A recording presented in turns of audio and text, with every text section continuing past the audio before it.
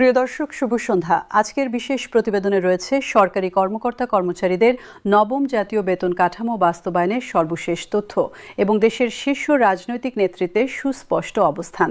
দেশের প্রায় 15 লাখ সরকারি চাকরিজীবীর দীর্ঘদিনের প্রতীক্ষিত নবম জাতীয় বেতন স্কেল নিয়ে অনিশ্চয়তার কুয়াশা কাটতে শুরু করেছে। বিএনপির ভারপ্রাপ্ত চেয়ারম্যান তারেক রহমান এবং অন্তর্বর্তীকালীন সরকারের প্রধান উপদেষ্টার সাম্প্রতিক বক্তব্যে উঠে এসেছে একটি সুনির্দিষ্ট রোডম্যাপ। তাদের ঘোষণা অনুযায়ী দেশ সম্পূর্ণভাবে স্বাভাবিক ও স্থিতিশীল অবস্থায় ফিরে আসার পর এবং জনগণের ভোটে নির্বাচিত একটি গণতান্ত্রিক সরকার প্রতিষ্ঠিত হওয়ার পরই নবম বেতন স্কেল চূড়ান্তভাবে কার্যকর করা হবে। গত কয়েক মাস ধরে নবম বেতন স্কেল নিয়ে নানা ধরনের জল্পনা কল্পনা এবং গুজব ছড়িয়ে পড়েছিল প্রশাসনের বিভিন্ন স্তরে।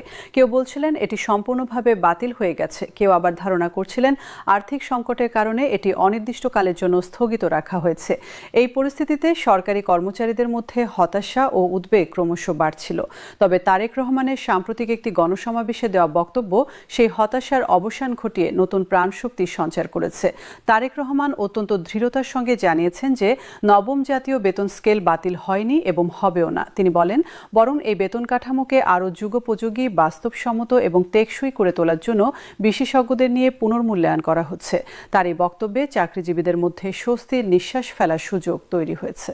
বিএনপি নেতা আরও ব্যাখ্যা করেন যে বর্তমান বৈশ্বিক অর্থনৈতিক মন্দা, মুদ্রাস্ফীতির চাপ এবং দেশের অভ্যন্তরীণ আর্থিক পরিস্থিতি বিবেচনা না করে যদি তড়িঘড়ি করে কোনো বেতন কাঠামো ঘোষণা করা হয় তাহলে সেটি দীর্ঘমেয়াদে বাস্তবায়ন করা সম্ভব হবে না। রাষ্ট্রীয় কোষাগারের সক্ষমতা, বাজেট বরাদ্দের সীমাবদ্ধতা এবং অর্থনৈতিক স্থিতিশীলতা রক্ষা করার বিষয়গুলো মাথায় রেখেই এই পুনর্বিবেচনা প্রক্রিয়া চলছে। তিনি জোর দিয়ে বলেন, একটি দায়িত্বশীল সরকারের কাজ হলো এমন সিদ্ধান্ত নেওয়া যা কেবল জনপ্রিয় নয়, বরং বাস্তবায়নযোগ্য এবং দীর্ঘস্থায়ী। তারেক রহমান তার বক্তব্যে নিম্ন ও মধ্যম আয়ের চাকরিজীবীদের প্রতি বিশেষ সহানুভূতি প্রকাশ করেন। তিনি বলেন, বর্তমানে যেভাবে নিত্য প্রয়োজনীয় দ্রব্যমূল্য বৃদ্ধি পাচ্ছে, বাসা ভাড়া আকাশ ছোঁয়া হয়ে যাচ্ছে এবং সন্তানদের শিক্ষা ও চিকিৎসা ব্যয় অসহনীয় পর্যায়ে পৌঁছেছে, তাতে নিম্ন গ্রেডের কর্মচারীরা সবচেয়ে বেশি ভুক্তভোগী। নতুন বেতন কাঠামোয় তাদের বেতন এমন পর্যায়ে নির্ধারণ করা হবে যাতে তারা অন্তত একটি মর্যাদাপূর্ণ জীবনযাপন করতে পারেন এবং দারিদ্র্যসীমার উপরে উঠতে সক্ষম হন। এই মানবিক দৃষ্টিভঙ্গি তার বক্তব্যকে আরও গ্রহণযোগ্য করে তুলেছে।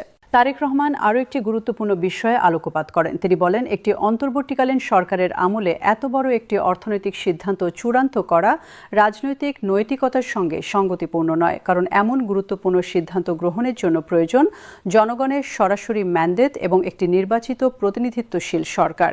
তাই তিনি স্পষ্টভাবে জানিয়ে দিয়েছেন যে আগামী জাতীয় নির্বাচন অনুষ্ঠিত হওয়ার পর এবং নতুন সরকার দায়িত্ব গ্রহণের পরপরই নবম বেতন স্কেল কার্যকর করা হবে।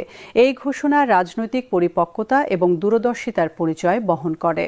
এদিকে অন্তর্বর্তীকালীন সরকারের প্রধান উপদেষ্টাও প্রায় একই ধরনের অবস্থান ব্যক্ত করেছেন। তিনি সাম্প্রতিক এক সাংবাদিক সম্মেলনে জানান যে দেশের সার্বিক পরিস্থিতি স্বাভাবিক না হওয়া পর্যন্ত এবং রাজনৈতিক স্থিতিশীলতা ফিরে না আসা পর্যন্ত বেতন স্কেলের মতো জটিল ও ব্যাপক প্রভাব বিস্তারী বিষয়ে চূড়ান্ত সিদ্ধান্ত গ্রহণ করা সমীচীন হবে না। তিনি বলেন, বর্তমান পরিস্থিতিতে হঠাৎ করে বড় কোনো অর্থনৈতিক পরিবর্তন আনলে তা প্রশাসনিক ব্যবস্থাপনার ওপর অতিরিক্ত চাপ সৃষ্টি করতে পারে এবং অর্থনীতিতে নেতিবাচক প্রভাব ফেলতে পারে। প্রধান উপদেষ্টা আরও আশ্বাস দেন যে দেশ যখন পুরোপুরি স্বাভাবিক অবস্থায় ফিরে আসবে এবং একটি নির্বাচিত সরকার ক্ষমতায় আসবে, তখন নতুন বেতন স্কেল বাস্তবায়নের জন্য সব ধরনের প্রস্তুতি সম্পূর্ণ অবস্থায় থাকবে। এতে করে ঘোষণা ও বাস্তবায়নের মধ্যে কোনো ধরনের সময়ক্ষেপণ হবে না এবং চাকরিজীবীরা দ্রুততম সময়ে তাদের প্রাপ্য সুবিধা পাবেন। রাজনৈতিক বিশ্লেষকরা মনে করছেন যে তারেক রহমান এবং প্রধান উপদেষ্টার বক্তব্যে একটি সমন্বিত ও সুস্পষ্ট দিক নির্দেশনা পাওয়া যাচ্ছে। উভয়ই রাষ্ট্রীয় স্থিতিশীলতা, আর্থিক শৃঙ্খলা এবং চাকরিজীবীদের প্রকৃত কল্যাণকে সর্বোচ্চ অগ্রাধিকার দিচ্ছেন। এই ধরনের দায়িত্বশীল মনোভাব দেশের অর্থনৈতিক ভবিষ্যতের জন্য অত্যন্ত ইতিবাচক। নবম জাতীয় বেতনের স্কেল শুধুমাত্র একটি আর্থিক সিদ্ধান্ত নয়, এটি লাখ লাখ সরকারি কর্মচারী ও তাদের পরিবারের জীবনযাত্রার মান, সামাজিক মর্যাদা এবং ভবিষ্যৎ নিরাপত্তার সঙ্গে সরাসরি যুক্ত একটি গুরুত্বপূর্ণ বিষয়। বিগত কয়েক বছরে দ্রব্যমূল্যের ঊর্ধ্বগতি, মুদ্রার অবমূল্যায়ন এবং জীবনযাত্রার ব্যয় বৃদ্ধি সরকারি চাকরিজীবীদের জীবনকে অত্যন্ত কঠিন করে তুলেছে। বিশেষ করে নিম্ন ও মধ্যম গ্রেডের কর্মচারীরা তাদের সীমিত আয়ে পরিবার চালাতে হিমশিম খাচ্ছেন। সূত্র জানায়, নবম বেতন স্কেলে গ্রেড কাঠামো এবং বেতনের ব্যবধান নিয়ে বিশেষ নজর দেওয়া হচ্ছে, যাতে করে উচ্চ ও নিম্ন গ্রেডের মধ্যে বিদ্যমান বৈষম্য উল্লেখযোগ্যভাবে কমানো যায় এবং প্রত্যেক স্তরের কর্মচারী তাদের যোগ্যতা ও দায়িত্ব অনুযায়ী ন্যায্য বেতন পান। তারেক রহমান তার বক্তব্যে এই বৈষম্য কমানোর ওপর বিশেষ গুরুত্ব আরোপ করেছেন। তিনি বলেন, একটি ন্যায়ভিত্তিক সমাজ প্রতিষ্ঠার জন্য প্রশাসনের ভেতরে থেকেই সমতা ও ন্যায্যতা নিশ্চিত করতে হবে। তিনি আরও উল্লেখ করেন যে একটি সন্তুষ্ট এবং অনুপ্রাণিত সরকারি প্রশাসন একটি সফল ও কার্যকর রাষ্ট্র ব্যবস্থার মূল চালিকা শক্তি। যদি প্রশাসনিক কর্মচারীরা আর্থিক নিরাপত্তাহীনতায় ভোগেন, তাহলে তারা তাদের দায়িত্ব সঠিকভাবে পালন করতে পারেন না এবং এর নেতিবাচক প্রভাব পড়ে পুরো রাষ্ট্রযন্ত্রের ওপর। তাই নবম বেতন স্কেল শুধু চাকরিজীবীদের স্বার্থেই নয়, বরং দেশের সামগ্রিক উন্নয়ন এবং প্রশাসনিক দক্ষতা বৃদ্ধির জন্য অত্যাবশ্যক। নির্বাচনের পরে বেতন স্কেল কার্যকর করার সিদ্ধান্তটি অর্থনৈতিক দিক থেকেও বিচক্ষণ বলে মনে করছেন অর্থনীতিবিদরা। কারণ একটি নির্বাচিত সরকার তাদের বার্ষিক বাজেটে প্রয়োজনীয় বরাদ্দ রাখতে পারবে এবং সংসদীয় অনুমোদনের মাধ্যমে প্রয়োজনীয় আইনি কাঠামো তৈরি করতে পারবে। এতে বেতন স্কেল বাস্তবায়নে কোনো আইনি বা আর্থিক জটিলতা সৃষ্টি হবে না। পাশাপাশি একটি সুপরিকল্পিত বাজেটের মাধ্যমে এই অতিরিক্ত ব্যয় নির্বাহ করা সম্ভব হবে, যা অপ্রত্যাশিত মুদ্রাস্ফীতির ঝুঁকি কমাবে। তারেক রহমান স্পষ্ট করে দিয়েছেন যে এটি কোনো নির্বাচনী প্রতিশ্রুতি বা রাজনৈতিক কৌশল নয়, বরং এটি একটি বাস্তবসম্মত, সুপরিকল্পিত এবং বাস্তবায়নযোগ্য কর্মসূচি। তিনি বলেন, তার দল ক্ষমতায় এলে নবম বেতন স্কেল বাস্তবায়ন হবেই এবং তা হবে প্রথম 3 থেকে 6 মাসের মধ্যে।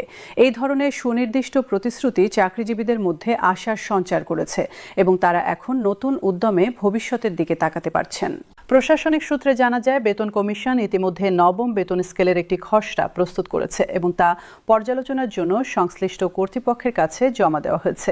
এই খসড়ায় বিভিন্ন গ্রেডের বেতন কাঠামো, ভাতা, সুবিধাদি এবং পদোন্নতির সুযোগ সম্পর্কে বিস্তারিত নির্দেশনা রয়েছে। তবে চূড়ান্ত অনুমোদন এবং বাস্তবায়নের জন্য একটি নির্বাচিত সরকারের অপেক্ষা করা হচ্ছে। কমিশনের একজন সদস্য নাম প্রকাশ না করার শর্তে জানান, নতুন কাঠামোয় নিম্ন গ্রেডের কর্মচারীদের বেতন বর্তমানের তুলনায় উল্লেখযোগ্য হারে বৃদ্ধি পাবে এবং তাদের জীবনযাত্রার মানের উন্নতি ঘটবে। দেশের বিভিন্ন সরকারি কর্মচারী সংগঠনগুলো এই সাম্প্রতিক ঘোষণাকে স্বাগত জানিয়েছে। তারা বলছেন, দীর্ঘদিন ধরে তারা যে অনিশ্চয়তার মধ্যে ছিলেন তা থেকে মুক্তির পথ দেখা যাচ্ছে। তবে তারা আশা করছেন যে আগামী নির্বাচন দ্রুত অনুষ্ঠিত হবে এবং একটি স্থিতিশীল সরকার দ্রুততম সময়ে নবম বেতন স্কেল কার্যকর করবে। সামগ্রিকভাবে বলা যায়, নবম জাতীয় বেতন স্কেল নিয়ে তারেক রহমান এবং প্রধান উপদেষ্টার সাম্প্রতিক বক্তব্য সরকারি চাকরিজীবীদের মধ্যে নতুন আশা ও আস্থার সৃষ্টি করেছে।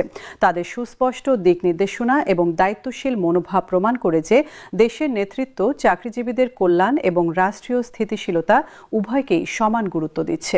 নির্বাচন এবং দেশের স্বাভাবিক অবস্থা ফিরে আসার পরই এই দীর্ঘ প্রতীক্ষার অবসান ঘটবে এবং লাখ লাখ সরকারি কর্মচারী তাদের প্রাপ্য সম্মান ও আর্থিক নিরাপত্তা লাভ করবেন। সেই দিন আর হয়তো খুব বেশি দূরে নয়।